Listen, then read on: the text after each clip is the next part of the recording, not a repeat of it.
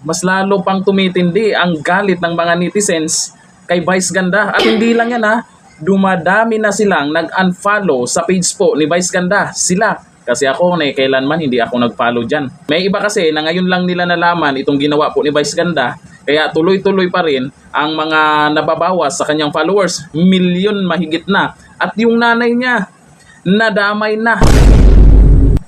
Oh, Vice Ganda. Nako, paalala ko sa iyo ha.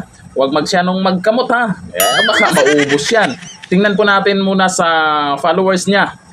Per seconds po nagbabawas. O ito, panoorin nyo. Check natin kung tuloy pa rin nababawasan ang followers ni Vice Ganda. 19M na lang yan oh. Ilan na lang kaya? Ayan. 19,821,458. Kaya tandaan natin 458. 458. Okay, ilang segundo lang yan. Nako, 442. Nagbabawas pa rin. Ang bilis ha. Seconds lang oh. O, balik natin 442. Oh, refresh. Balik. 442 yun ha. Tandaan nyo ha. Oh, tingnan nyo. 426 na. Tuloy-tuloy pa rin na maraming nadismaya sa kanya at nag-unfollow. Ganun kabilis. Siguro after 24 hours, baka mag 18 million followers na lang siya mula sa 20 million. At hanggang kailan kaya matatapos ang sunod-sunod na pagbabawas ng kanyang followers? Nako. At eto po, mukhang mahi-hurts po dito si Vice Ganda. Dahil sa post na to, ayan, kilalang vlogger po, ang sabi niya, Vice, nanay ni Vice yung nandyan ha, Vice, ano kaya ang unang papasok sa isip mo kung darating ang araw na sa social media ang nanay mo na wala namang alam sa issue, masasabi mo pa rin bang joke lang? Nako po. Sa totoo lang, para sa akin, hindi naman dapat isama na yung nanay niya dyan kasi wala namang kinalaman sa issue yan. Pero yung ginawa kasi niya kay Tatay Digong na hindi naman siya inaano, kabait pa nga ni Tatay Digong dito kay Vice Ganda. Di ba? Akalain mo ganyan yung banat niya. Kung nanay niya nagpalit ng sitwasyon, tapos ganyan, bibiruin ng hindi maganda. Alam naman siguro niya na maraming nasaktan na mga Pilipino doon sa ginawa kay Tatay Digong. Tapos idaan niya sa biro. Sa bagay, ako naman sa pagkakilala ko dito kay Vice Ganda, mula pa noon, ganyan talaga yan. Maraming ang nagagalit sa kanya na walang kaalam-alam, na nahimik lang. Pero bigla lang lalaitin niya para lang magpatawa. Naku, sa totoo lang, mas magaling pa magpatawa sa kanya si Tekla. Or kahit sino pang mga komedyanteng personalidad dyan, mas magaling pa kasi nagpapatawa pagkatapos walang mga nagagalit, walang pinipersonal, walang kumbaga yung biro na hindi naman nakakasakit sa iba. Yung talagang biro na, kasi ito kay Vice Ganda, hindi naman ako naniniwala na biro lang to eh. Hindi ako naniniwala na biro lang to. Timing talaga na sa issue po ngayon, tapos na-dismiss po yung o na-archive po yung impeachment complaint kay BP Sara. Yung mga ganun ba? Baka isa siya sa hindi nagustuhan yung resulta. Tsaka paalala, talunan naman to si Vice Ganda. Kung sino yung sinusuportahan niya, kung sino man yung sinusuportahan niyang kandidato, pag dumikit kayo dito kay Vice Ganda, malamang talo. Sino? Nung 2022 election, sino yung presidente na sinuportahan niya? Nanalo ba? Talo. Ngayon lang, etong huli. Malakas yun. Sino yung senador na pinopromote niya? Malakas talaga yun kasi kilala talaga. Artista pa, si Abal. Basta, sino man yun. Yung pinupus niyang pagkasenador. Mas madali manalo sa senador kasi ilan yung mananalo dyan? 12. Diba? Tapos meron siyang 20 million followers. Sus, anyari? Talo. Ngayon, sa mga kandidato, bago mag 2028 o parating yung election, didikit pa rin ba kayo kay Vice Ganda? Hindi lahat ng DDS ay nag-unfollow na kay Vice Ganda. Pero yung epekto, 1 milyon mahigit agad ang nabawas sa followers niya. Sisikat ka nang dahil sa maruming paraan mo? Sisikat ka dahil sa panlalait mo? Ngayon, dama yung nanay mo. Diba? Sisikat ka dahil sa pambubuli mo? porket mayaman na, hindi mo naiisip kung ano yung pinagdaanan mo. Ay sa bagay, diskarte niya yan. Hindi natin alam kung sino ang nagbibigay dyan. Sana Alam niyo ba kung Itong post ni Sas Rogando Sasot na kung saan hinubaran niya ang pagiging ipokrita ni Vice Ganda, lumalabas sa kanya na galit siya sa China. Yun pala, ang dami niyang negosyo, yung kanyang mga cosmetics na binebenta galing sa China. Ito, post: Vice Ganda, bakit jet ski holiday parapol mo?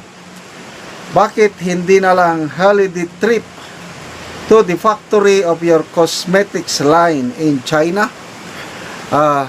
Marami pa akong nabasa na mga post ni Sas Rogando Sasot. Dinidetalye niya yung mga pag-import ni Vice Ganda ng mga cosmetics products galing China. Kung magsalita itong si Vice Ganda, galit na galit sa China. Grabe. Yung pala, ang kanyang mga binebentang cosmetics galing sa China. Anong pagkatao? O ito, okay, sandali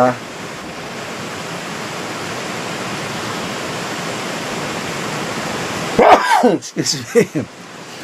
Si Optic Politics, halos parehas sila ng sinasabi ni Vice Ganda.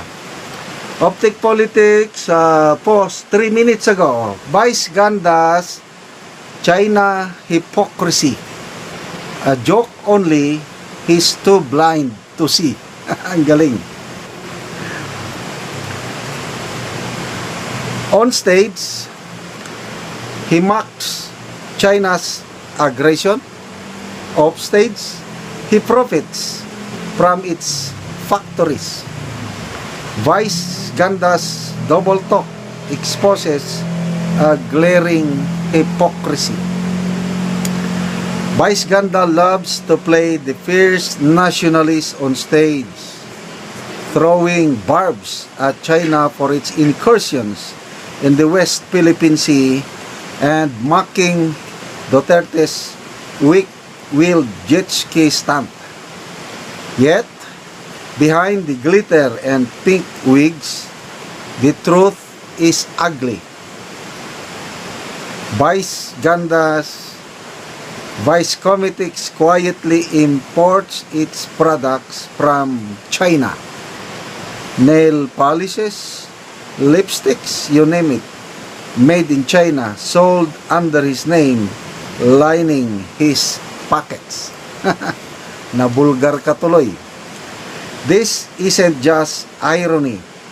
It's blatant hypocrisy and a slap in the face to every Filipino who cares about sovereignty and economic independence. How can someone pretend to despise China's heavy-handed tactics while eagerly profiting from its factories? Vice Ganda's double game exposes him as a political poser, a businessman chasing profit with zero integrity. He claims to stand for the Filipino people, but his actions scream otherwise. Sourcing cheap cosmetics from China while mocking the country's political aggression is the ultimate form of sellout theater. It reveals a shallow opportunism masked at patriotism, a dangerous message that cheapens genuine nationalist sentiment. Vice Ganda's fans and the public deserve better than this charade. If he truly cared about country's dignity and independence, he would start by cutting ties with Chinese suppliers and supporting Filipino-made products instead of riding the cash cow of Chinese manufacturing. Instead, he chooses to have his cake and eat it too, throwing verbal punches at China's on stage while fattening his business with Chinese import off stage.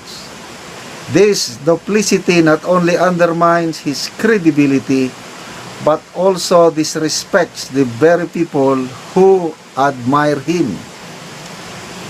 In a time when our nation faces real threats to its sovereignty, Vice Ganda's hypocritical antics are more than embarrassing.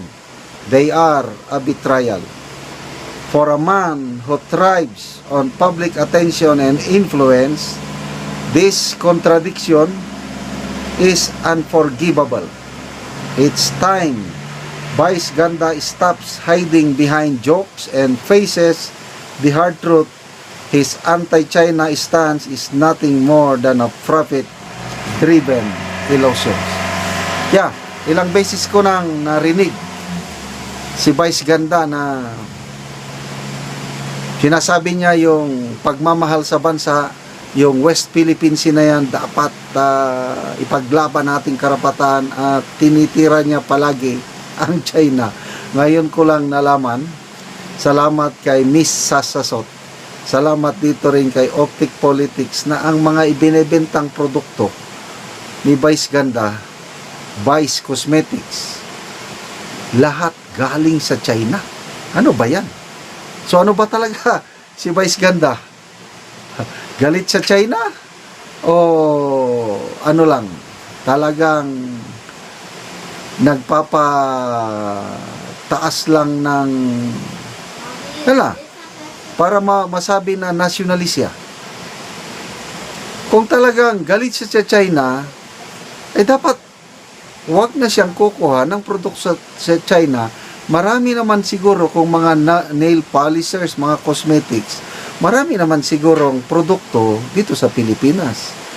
Ang ano kasi sa China, mura.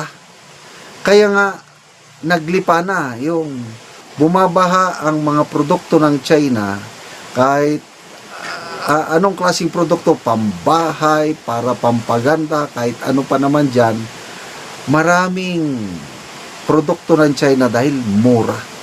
At isa rin pala itong si Vice Ganda ang nabibighani, nakikinabang sa mga produkto ng China, tapos kanya pang inaalipusta ang China.